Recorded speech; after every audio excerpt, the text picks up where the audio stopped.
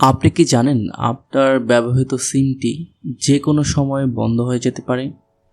জি, আমি ঠিক বলছি। পিটিআরসির নির্দেশনা মতে যদি এক ব্যক্তির নামে 10টির অধিক সিম থাকে তাহলে অতিরিক্ত সিমগুলো আগামী 30 অক্টোবরের পর এটা যে কোনো সময় বন্ধ হয়ে যেতে পারে। আপনার এনআইডি দিয়ে কয়টি সিম রেজিস্ট্রেশন আছে এটা চেক করার জন্য আমার এই ভিডিওটি দেখুন এবং উপরে আই বাটনে ক্লিক করে দেখে নিতে পারেন। তো এক্ষেত্রে আপনি ভাবতে পারেন যে আপনার কোন সিমটি আসলে বন্ধ হবে। তো এক্ষেত্রে র্যান্ডম যে কোনো সিম আসলে বন্ধ হতে পারে 10-এর অধিক।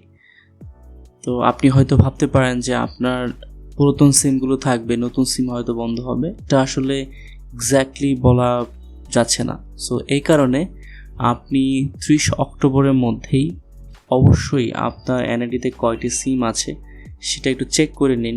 চেক করে যদি 10টির অধিক সিম থাকে আপনার, তাহলে আপনার অপ্রয়োজনীয় বা যেগুলো আপনি ব্যবহার করবেন না সেটা আপনার সিমের যে অপারেটর আছে সেই অপারেটরের কাস্টমার কেয়ারে গিয়ে রেজিস্ট্রেশন করে নিন।